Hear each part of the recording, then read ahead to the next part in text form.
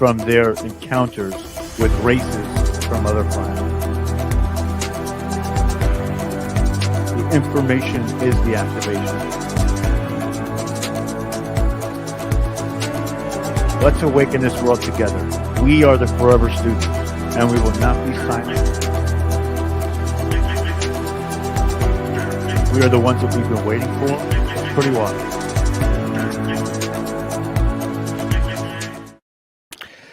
Welcome, everybody, to Full Spectrum Universe. My name is Rob Yox. This is the Embattled broadcast from behind enemy lines in the once great state of New York. We are headed into a new series. This is an absolutely incredible time to be alive. We are on the precipice of the world to come and what is next. So there's a few things I want to do before we start tonight, because this information is, let's just say that it is imperative that we make statements and proclaim what we're doing before we do it, because there are entities out there that watch this broadcast as well. And I also want to clear everybody's mind before we start, because to digest this fully, we have to understand this information came from multiple sources. Some of the sources will be named throughout the presentation. A lot of it comes from generated places of expansive knowledge, and we're only going to touch on some of it here, but there's also a reason why I picked the Alpha Centauri first. So first and foremost, I want everybody to just take a deep breath, and I also would like you to repeat after me. What we're going to do is we're going to tell those negative entities that are watching that they are no longer going to be allowed to facilitate any conversations with us. And I do this because once we start going over some of this stuff, some people will get contact, and that contact could be from the good guys, it could be from the bad guys, but we're also going to discuss that when we talk about these entities and these types of races. There aren't just good guys and bad guys. I can tell you, this one is more benevolent than malevolent. But at the same time, there's a polarity, just like in humankind. There's free will. So while majority of some entities may reside on the side of good, there are also those from the same civilization that would quote themselves as service to self, right? Or not on the positive side of the spectrum. So we see things in tremendous shades of gray. So first, I want to look directly into the camera, and I want to tell the entities that are out there, such as the negative entities, the negative Dracos, which we will be covering at one point. We are giving no power to them. While I know you are watching, you do not have any permissions to approach anybody in this community at any time. We are on a divine agenda, and we do not want nor need contact from entities such as yourself. So with that being said, you know where this community lies and where the values of this community lie. We are sent here for a higher purpose, one of which is not negative or low frequency such as yourselves. So with that being said, we bid you adieu and thank you. So I did that because, like I said, some people, once we start to digest some of this information, will most definitely be approached by these entities, and we will not allow that to happen. We are the support system for each other. I also want to say that the Forever Student family and the Full Spectrum family that is in the description is the link to the Telegram group, has been growing. We're over 70 people now, and we are all there together, sharing information, sharing videos. I am just so profoundly grateful for that, because we have to do this together. This isn't a one-man show, and this will never be a one-man show. I want to make this the most interactive platform, but I also want to give people what they want to see. At the same time, I want to cover things that are so imperative that we have to do this. We have to get this information out, and this is one way we crowdsource information and share everything. So I love everybody out there, and I do those statements that we just made for your protection and my own. Now, towards the end of this broadcast, I'm going to explain to you why we picked the Alpha Centauri first. And one of those reasons, which we're going to start with, is they are our closest neighbor. We know that. But they are also one of the newer entities to arrive on the scene. They are not as old as the Andromedans. They're not as old as the Palladians. They're not as old as just about all of them, right? They are relatively closer to us than we would believe. And this information that we're gonna go over certain areas. Right now, we're gonna be talking about Alpha Centauri, the constellation as a whole, not just the different planets that hold. We're gonna talk about the different races that reside there as well. So some of it will be is, it's there's gonna be a lot of races to cover. So when we're going through, we're gonna try and lump a few together and not have 72 different episodes of each individual race. Not only that, there's not a lot of information on every race. So now that we've done that, I want everybody to just take a moment. I want you to clear your mind. I want you to kind of take a deep breath. Take 3 deep breaths. All the things that you've heard about specific entities, I want you to let all that go now. And I'm going to tell you why I want to do this way. I want to do this way because when I present this information to you, I am not telling you whether it is right or wrong. That's for your judgment. That's for, I always tell people if it doesn't apply, you let it fly. That's not for me to reside. What is truth? Or what is the truth to you? Each perspective is different. Each reality is different. So I want to make sure that we address that. But what I want to do is I want to create an environment so that we don't come in prejudging anything. We alleviate those idiosyncrasies or those normals that we know of these entities. And I want to make sure that we come from a place of love and of admonishment in the sense that every entity that's out there besides ourselves should be understood. And we should have a love towards them because we are all one galactical family, regardless of their polarity. We have to express that love in a way that is above all else. And I want to make sure that we're not taking into the stigmatisms of specific entities because, again, like I said, you can be approached by Draco, you can be approached by Zetas, and well, majority are, you know, malevolent. There are some that work in benevolence, and we have to be able to accept those entities for who they are too. It's part of being this galactic family. So everything we're doing in this series is going to come from a place of direct love. Even when we talk about some negative areas, we're talking about those negative areas to understand the entities better and some of the traumas that they went to get to where they are now. So let's dive in here. So we have part one, races from the stars. And I kind of like that name because we're all from the stars, right? So the entities that we're talking about are the Alpha Centaurians. Now, when I say Alpha Centaurians, I am talking about the constellation of Alpha Centaurus as a whole. There are different entities. We're going to go over the differences between them that reside within Alpha Centaurus. So when we talk about the Centaurians, we are talking about the ones that we know to be on the forefront of exploration and technology. While they all kind of reside within that group, there are different sections in that group that some would call subspecies. I just call them brethren on a different planet, right? So I want to make that clear. So first, we're going to go over the constellation itself.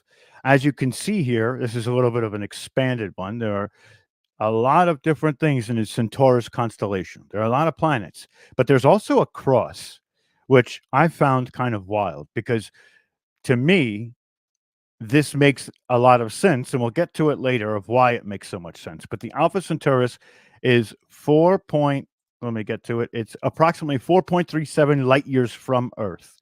So the Alpha Centaurians, or the different races that we're going to be talking about, are the Centaurans and the Cetanians. This is their local home system.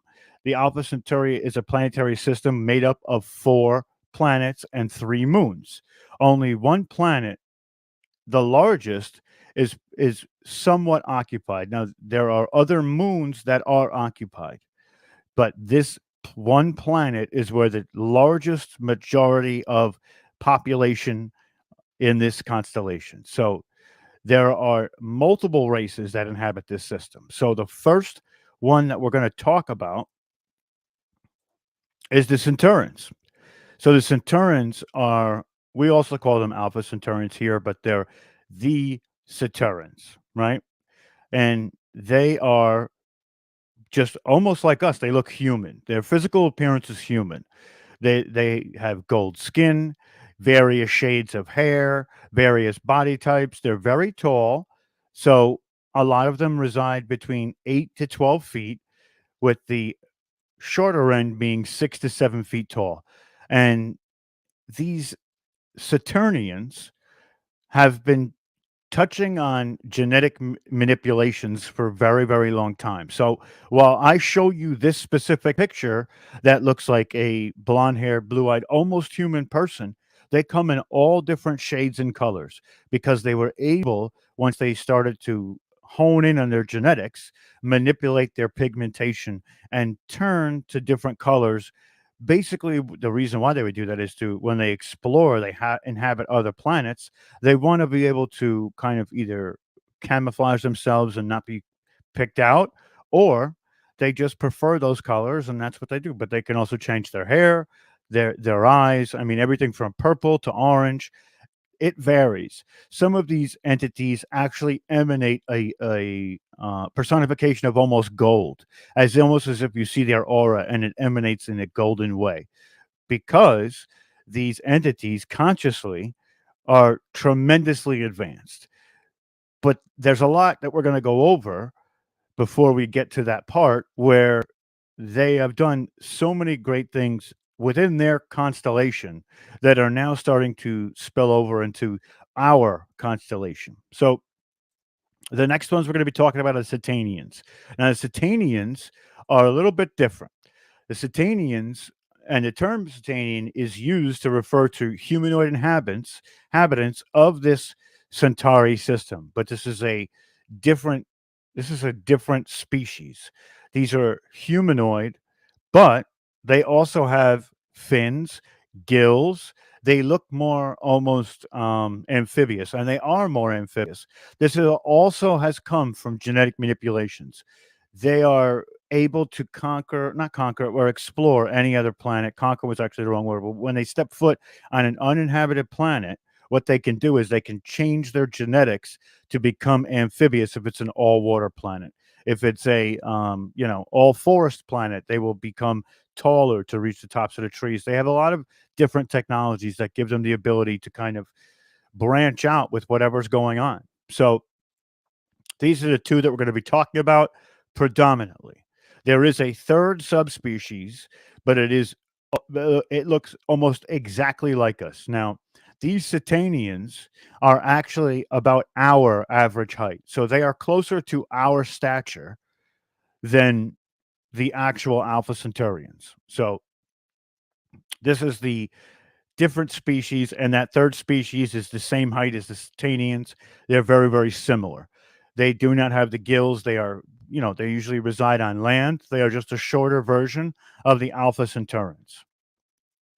So now we're going to talk about the planets in the system that basically hold life. And the Centaurians and Cetanians both live on Proxima 3. There's also Alpha Proxima, and we're going to get to the setup of the constellation a little bit later, because it's kind of it's wild how there's two main species, and this constellation is a binary star constellation. So everything is harmonious. We're going to get to that in a little bit. But the majority of the Cetanians live in Matheria. But on Proxima 3, there is the largest inhabitant and human civilization in this constellation.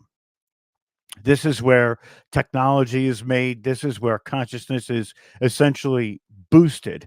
And the great part of the Alpha Centaurians is that they reside within this balance zone. And I'm going to bring it back to me for a second, because the balance zone is incredibly important. So while these entities are consciously advanced, they're also technologically advanced. And what they do is they balance out the two, which is the greatest progression of a civilization that you can have. They are a level 2 civilization, and it means that they're way more advanced than we are, but not as advanced as somebody like the Palladians or the Andromedans. Those races have been here for millions of years, while the Alpha Centaurians reside in the, I would say, 160,000 to 60,000 years that they've been around. So they're also, we're going to go over their lineage and their descendants and how they became the Alpha Centaurians and what their jobs were. They were enslaved at one time, but we're going to get there. So basically, Proxima 3 is this is their hub. This is their civilization hub.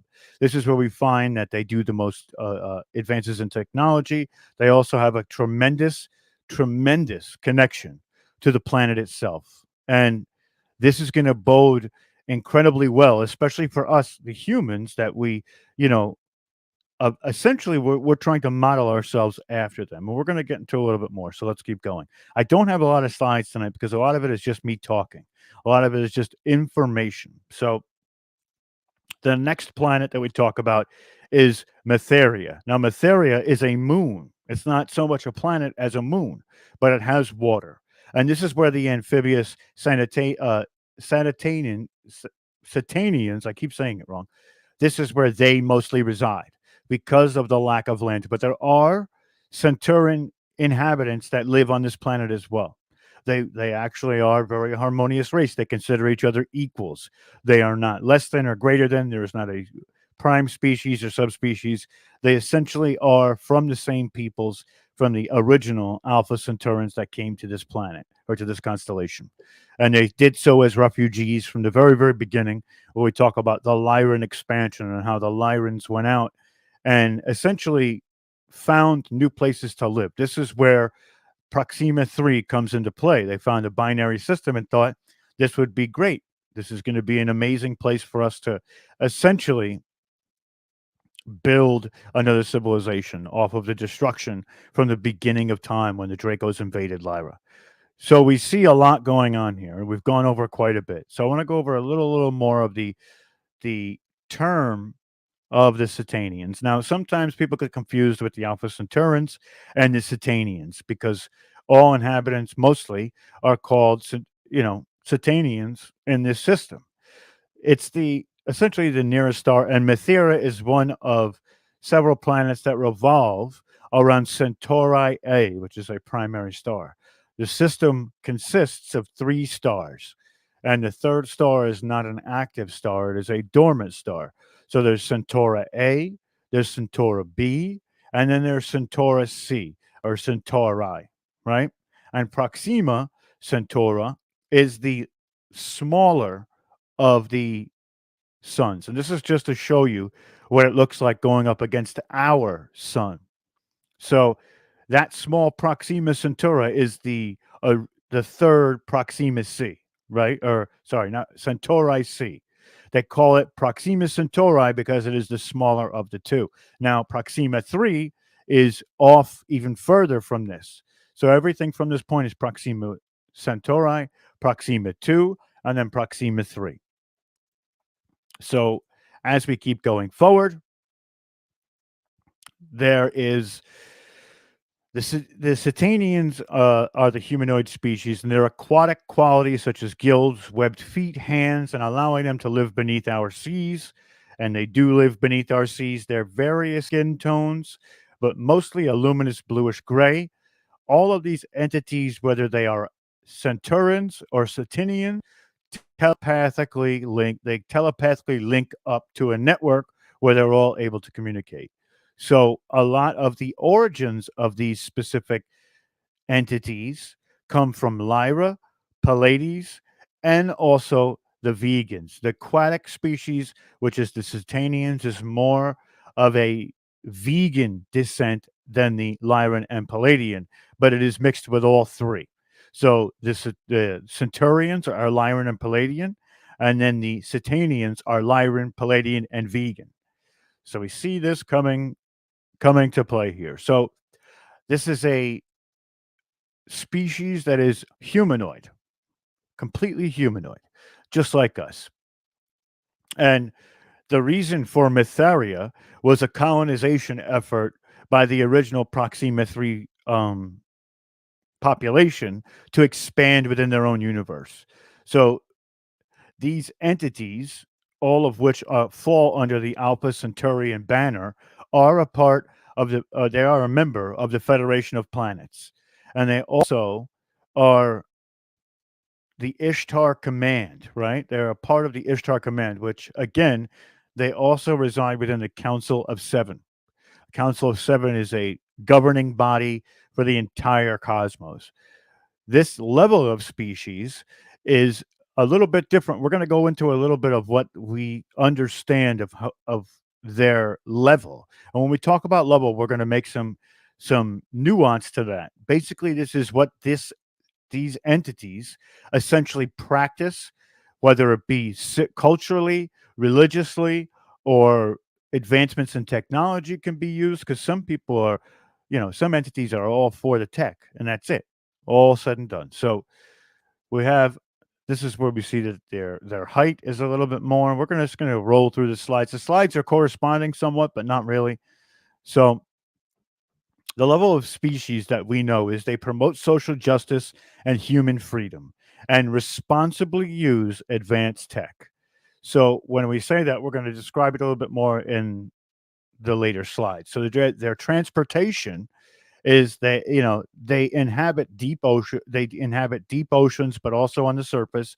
They have cigar shaped craft, but also disc shaped craft, and they are also spiritually and technologically the most advanced humanoids in our neighborhood, in our portion of the galaxy.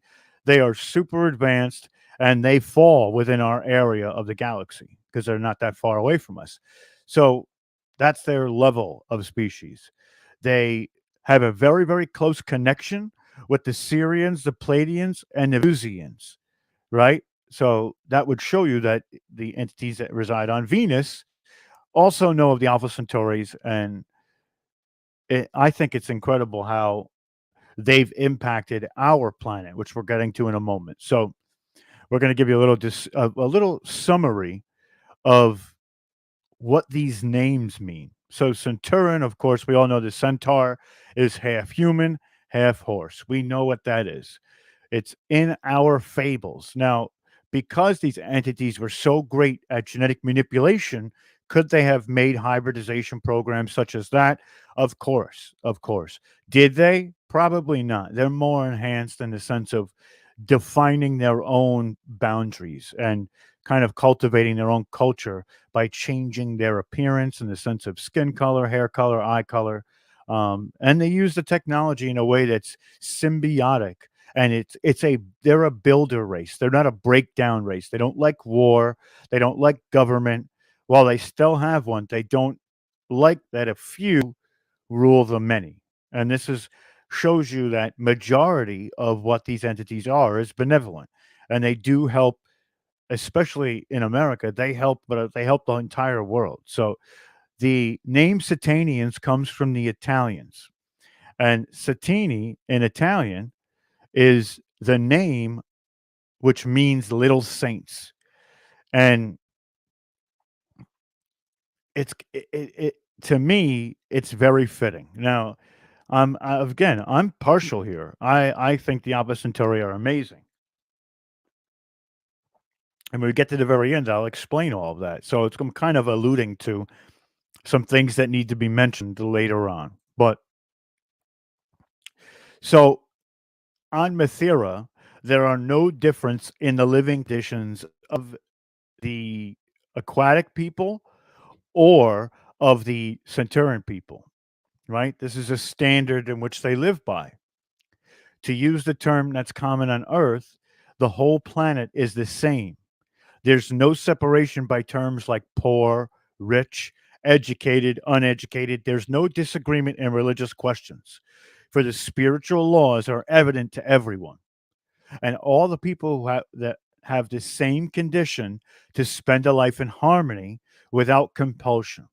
Everything is available for everyone, and nobody would like to keep something from his or her brother and sister, or they wouldn't even want to take it away consciously.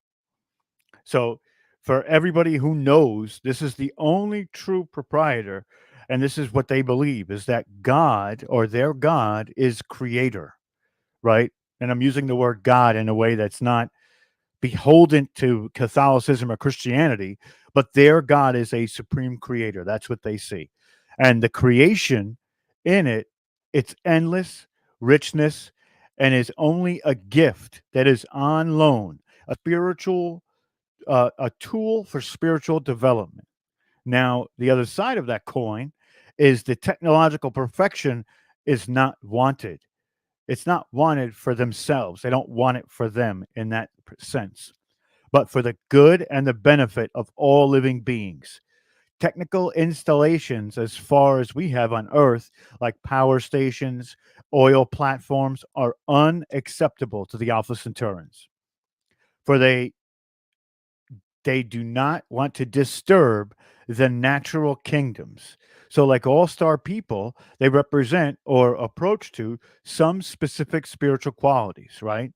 They are the following of devotion to the highest, which means being connected to the source and serving the divine will. So the authority, which means guiding, teaching, and helping others, is expressed through harmony. And this expression or harmonic relationship at a constant consciousness to live in this presence of the highest is the harmony. And that harmony can be said to the most basic condition for life and development on Alpha Centauri. It can manifest in a certain balance of relationship. But we're going to talk about that balance a little bit too, because that balance is important. So a lot of the info that we have after this moment is going to come from Alex Collier. And I put that up there because I want people to be privy to his all of his research. It is absolutely incredible. He is ahead of his field, and a lot of what we're talking about today came from Alex Collier.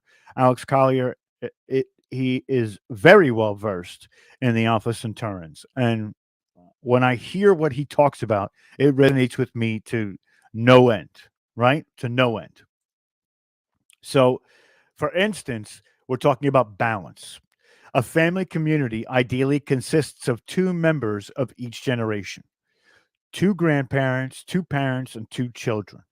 This particular importance of harmony can be understood from the presence of the double sun that is powering or that is brightening all of Alpha Centauri.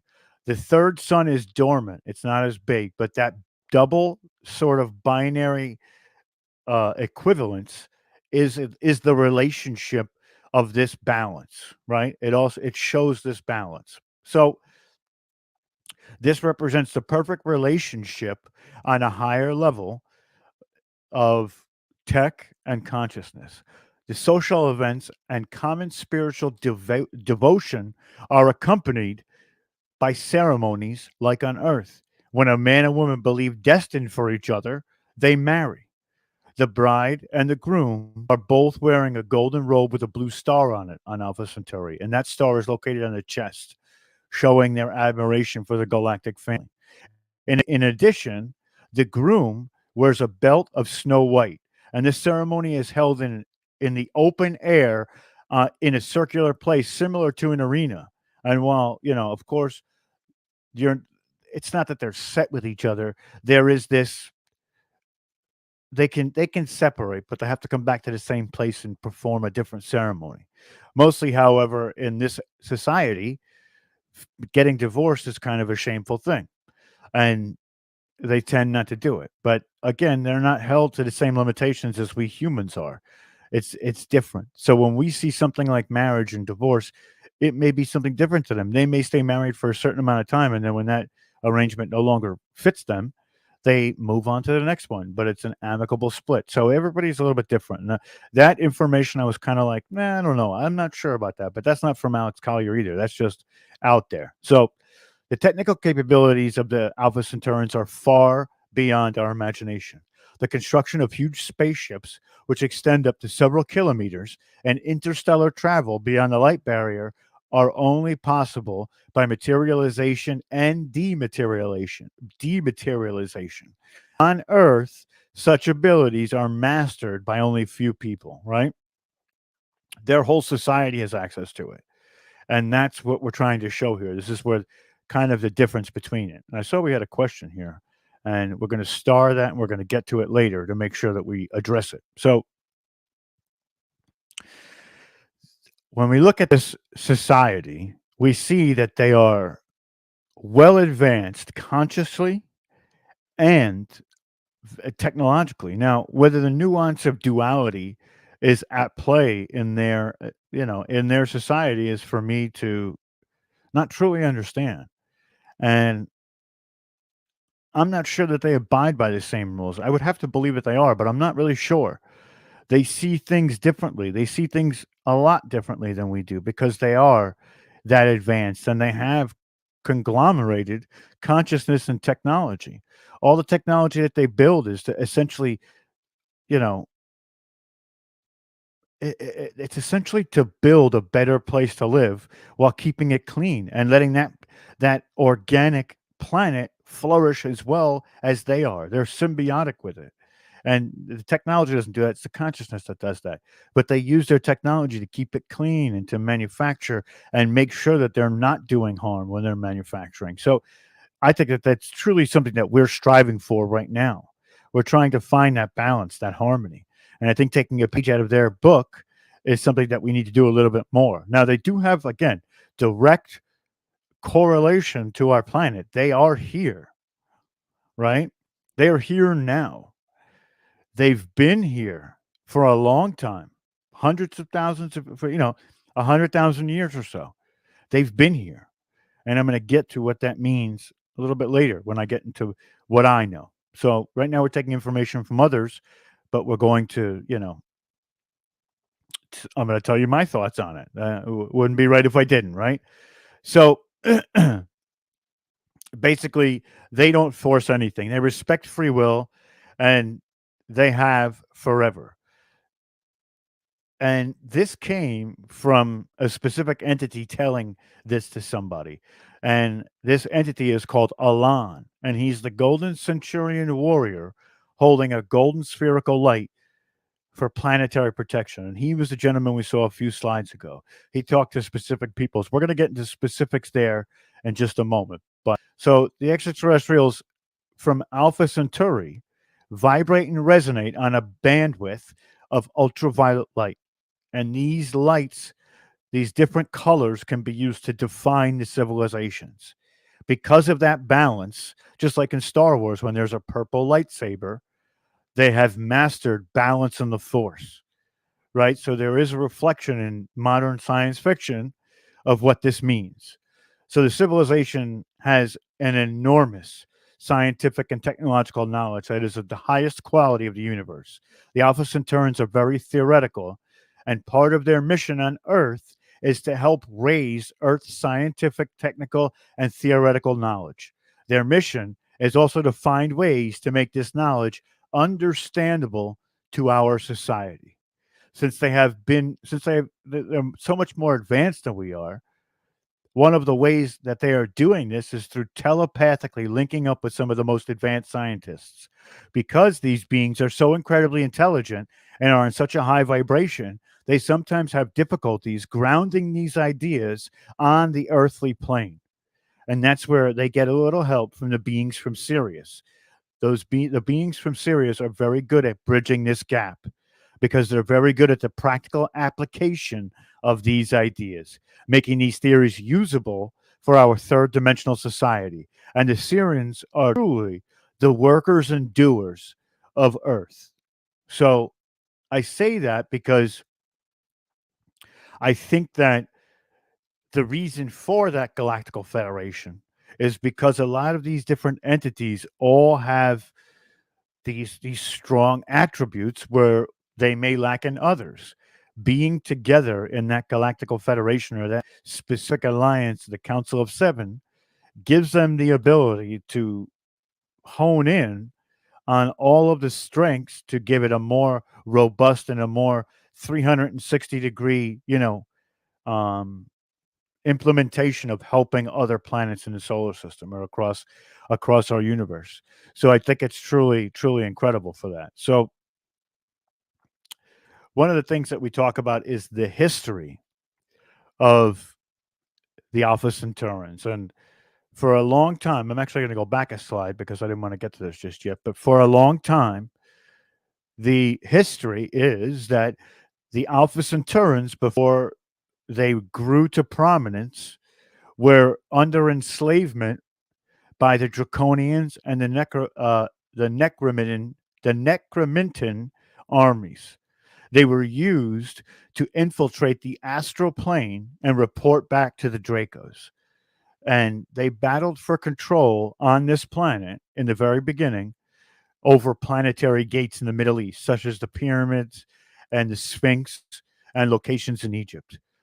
The Necrominton are entities that project themselves as men in black to clean up and sanitize UFO and related extraterrestrial evidence that reveal their agenda on planets.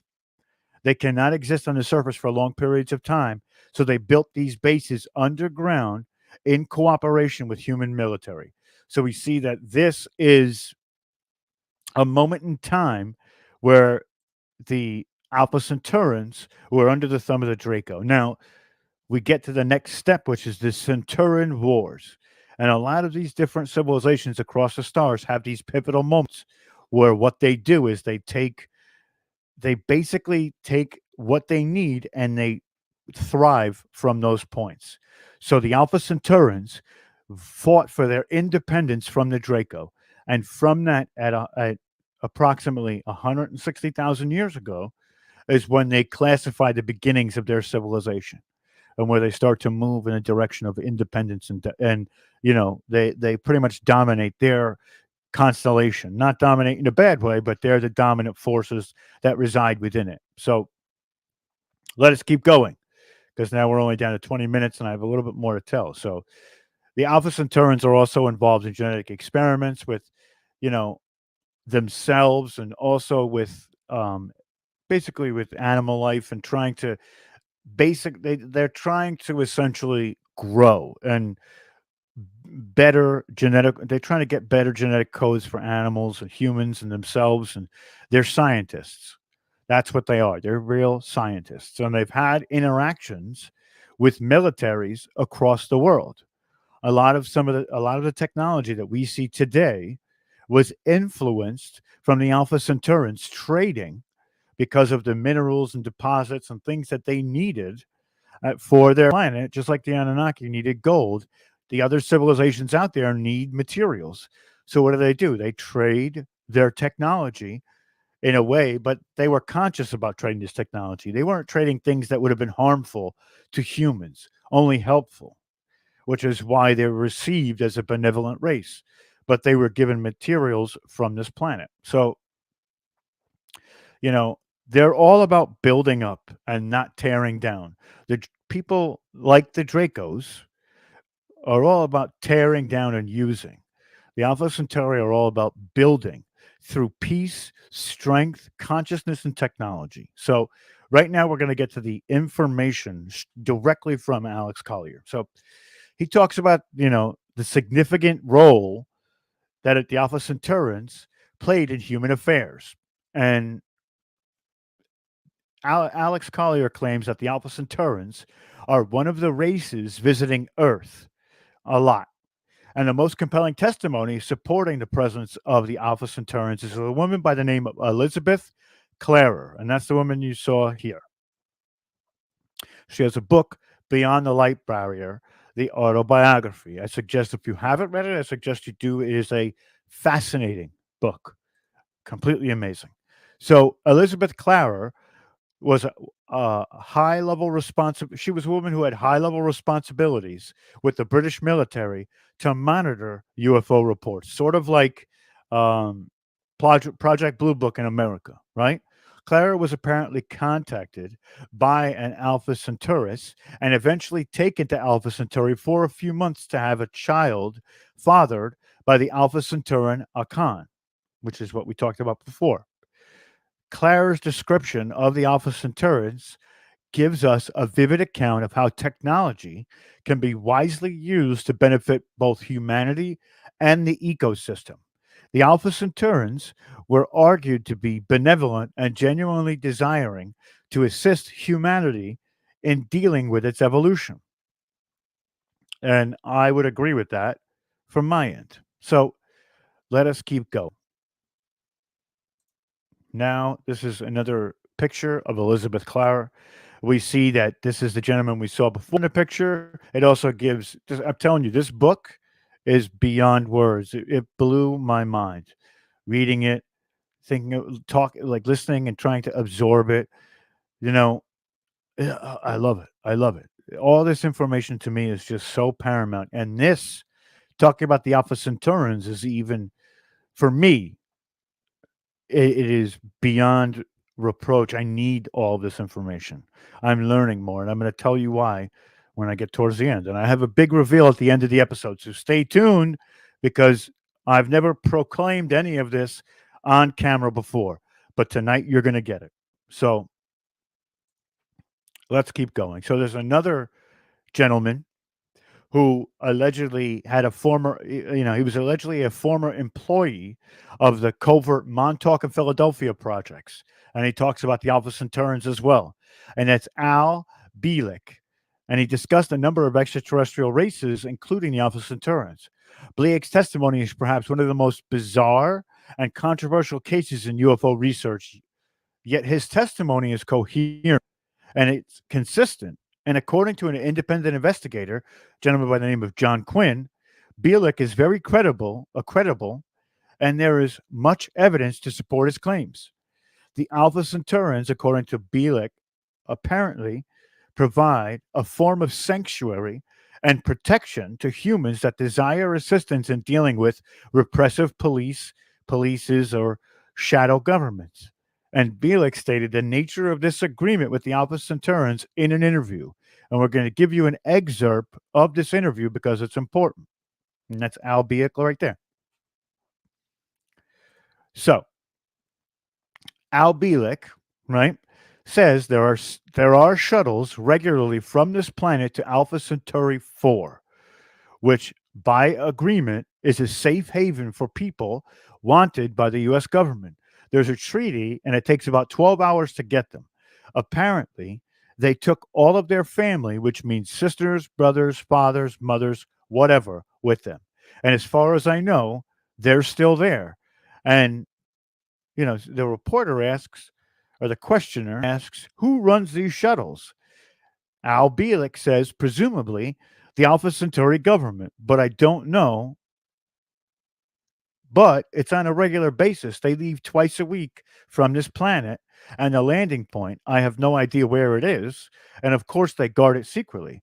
And then the questioner asks again, what is their body form like? And he replies, Alpha Centauri, like humans, exactly the same. There's a much lower population on their planet. They're not overpopulated. They're an advanced civilization, a little ahead of us, not a great deal, but somewhat ahead of us. They don't like things like government head bashing and that sort of thing. And the way that they treat some of the government agents, they no longer have any use for or whatever. And if they are approached, and I don't know how it's done, but if they are approached and asked for asylum, if they issue the card, you get on a shuttle, and that's it. You're there. Beyond that, I don't know. I haven't seen them since. And now this comes down to basically the role of the Alpha Centauri to a lot of government agents that no longer need to be here or no longer want to be here and are under persecution is providing sanctuary to the humans threatened by these shadow governments. And it indicates that the Alpha Centaurians are very interested in this social justice and helping in the transition of Earth towards a more trusting and nurturing global society. This is a theme elaborated upon in the following telecommunications that we have from an independent source. And it says, those from Alpha Centaurus have an open society, a trusting and loving one, so they would be useful to you as you begin to desire the social rules for an alternative to a combative and competitive social structure. The main activity of the Alpha Centaurians can therefore be inferred as promoting social justice and human freedom. and the responsible use of advanced technology. So the global solutions that can be promoted by the Alpha Centaurians include, again, social justice at a global level, creating zones of peace or peaceful sanctuaries, human rights, and sustainable development. So we see that these are solutions in which they pride themselves on. This is their society as a whole. Now,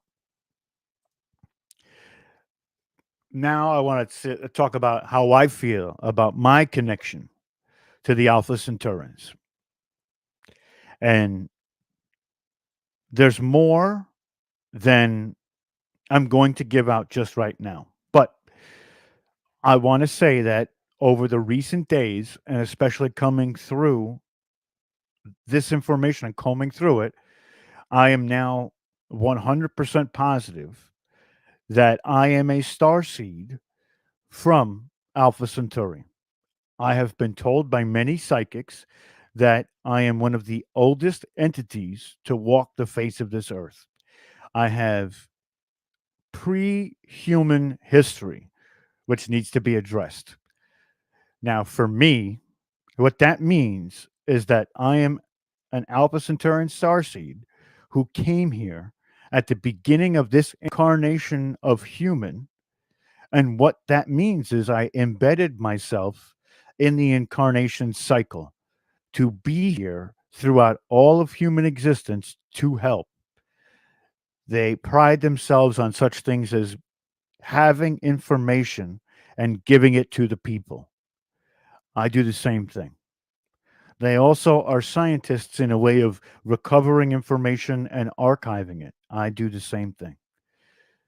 When I went to St. John's on my honeymoon with my wife, I couldn't stop looking at Alpha Centaurus. It drew me in.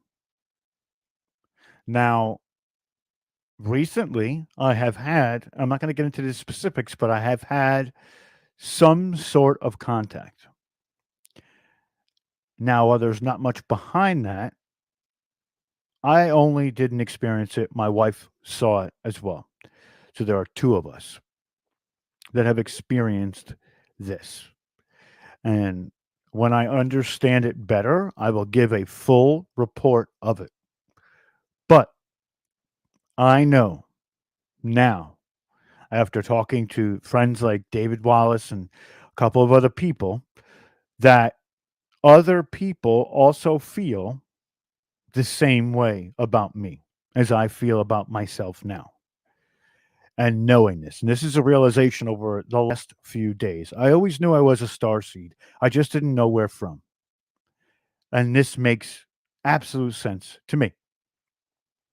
So now, while I try and get further into the histories of it, I know that eventually I will have, hopefully, if they allow it, direct contact and be here to help this transition to move into this new earth. And I can only hope that I can do, even if there is no contact, that's not important. The important part is I hope I can live up to the expectations of that and being able to project the same type of love that they would project. And, you know, when I was talking about this to somebody and we were discussing this and I thought this and I said it out loud without actually even thinking about it. And from that moment, it just felt incredible. It felt incredible. Like I felt like I unlocked something and now more was coming to me. So that's kind of my big reveal. And now I know. And things are different. Things are different. Since I started this galactical information, I have been given signals and signs that I'm doing the right thing. And, if there are Alpha Centaurians listening out there, I am willing to help in any way I can to make this transition to what we want to be the golden age of humanity. And I am a vessel to do that. while my consciousness is my own, you know, I'm willing to help. And I think that this is important that we figure these things out. So from now on, when people ask, I know. I know who I am now. And, you know, it's funny because I've done a lot of past life regressions. It's it, it makes me think differently about things because now there's moments in that timeline of that cyclistic nature of the incarnation cycle where that I am taken out of this for a little while and then brought back 50-year spans and then incarnated back here. But there's times where I'm no longer in the incarnation cycle. I either stay out of it to do something, which I don't know what it is. One time I was told by a psychic that for 50 years I was almost a light being that was helping transition children who were trying to essentially transition to light body, which is a very sad thing. But at the same time, guidance and help is something that they would need, right? So it makes sense, but maybe I'm taken out of this incarnation cycle every few cycles to report back to Alpha Centauri and run through a life there as well. So there's a lot to be explored, everybody. And I found what I was looking for, and it's changed me. And this is just for a few days. It's changed. So we did have a question from Rich Keefe, and it says, Rob, as you go, would you please disclose your source of this material, like associated contactees, authors, channels? Of course, that's why we made Alex Collier sort of a center focus. And I did that because I'm still putting together the PDF from the last series. I'm not going to do it that way because it's taking a long time to collect all of that data and truly figure out each and kind of break it down so you can follow the same paths that I was on. So, because there's so many different places. So now I want to make sure that I do it as we go. I know Alex Collier and a lot of other people are really in tune with these other races, and it's a great source of information.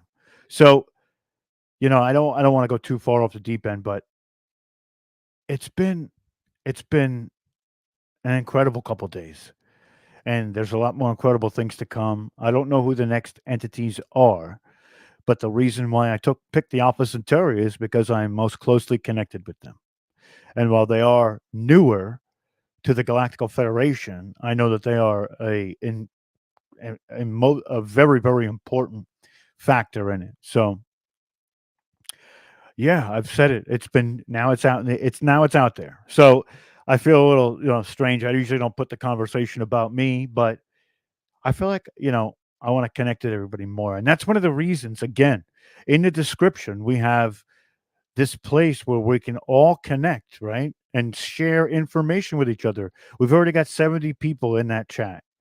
So we're going to keep sharing that information and we're going to create avenues on Telegram where we can do tremendously large voice podcasts together, just like we would have on Clubhouse. But this is going to be a little bit easier. And I think we're really cultivating a tremendous community right now. And this community is going to be standing shoulder to shoulder into this new age, helping everybody else around us exponentially get to that same point, right? Get to where we are or where we think we are and help each other. We're creating a support system for each other. So we don't have to feel alone anymore. We don't have to feel like there's nobody out there who can relate with us. We're in this together, right? And if not us, then who? So let's do that together. Let's be there for each other. Let's create this full spectrum or forever student family. It is important. So go into the description. Make sure that you tap on it, download the app if you have to, and come hang out with us Telegram. We have conversations all day long. So it's just good to relate with people that like yourself. Also, subscribe if you haven't. Help the channel grow. Leave a comment after the video is over underneath below the description. Also, smash that like button. And since I've made this announcement today, please, please, please share this out. Share this out because it's hard for me to talk about myself. And I don't know how many times I'm going to do it, but I promise you that when more information comes my way, I will report it to everybody immediately. Immediately. There will be no holding back. I'm going to be completely transparent about this. So, let's do this together. We're in this together. And I love all of you so much. And I want to make sure that we're all moving in this right direction together. So, again, like I said, if not us, then who? We can't wait around for other people to do this disclosure. It has to be us.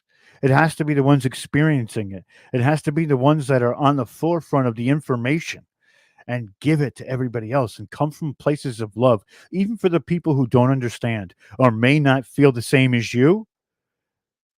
Greet them with love so they see that this community is more than just information and more than just, you know, people who they think are crazy, right? And once this information is given to them, again, remember the information is the activation, like Phil Gruber says all the time. It's the truth. Hearing specific things set different thresholds off, which people then get in tune with. And that's what we're trying to achieve. We're trying to wake these people up and help complete our ascension. It'll never be complete. It's a work in progress, but we're shooting for that. So, like I said, let's do this together. We're in this together. Subscribe, share, like this video. Come join us over on Telegram. It's a whole hell of a lot of fun. And I saw we had another question back here before we stop, and it says, "Do you think Maldek and Tiamat was mostly water? Do you think it was a super Earth?" I'm not really sure what the planet was like, right? I do know that the planet itself was destroyed, which is now the hammered bracelet or the asteroid belt. So I'm not sure if even if it was a super Earth or if it was all water or not. I think that's kind of the irrelevance of it, and I think that it wasn't all water because there was the Dracos lived there for so long. Well, we know that they can live underwater. You know, it doesn't suit them. They're ground dwellers. So I would think that it would be more along the lines of a super Earth instead of that. So with that being said, everybody, I love you all. You know, the one of the greatest things you could do for this broadcast is keep us in your prayers and your positive thoughts and your meditations. Let's make sure that we help each other and let's make sure that we grow this community together because together we can literally learn and do anything. So, with that being said, I love you all. This has been an amazing, amazing broadcast. More to come on the Alpha Centauri. So that's Starseed. That is Rob, and yeah, let's keep walking into this future hand in hand, and nothing can stop us, right? So awesome. Thank you guys.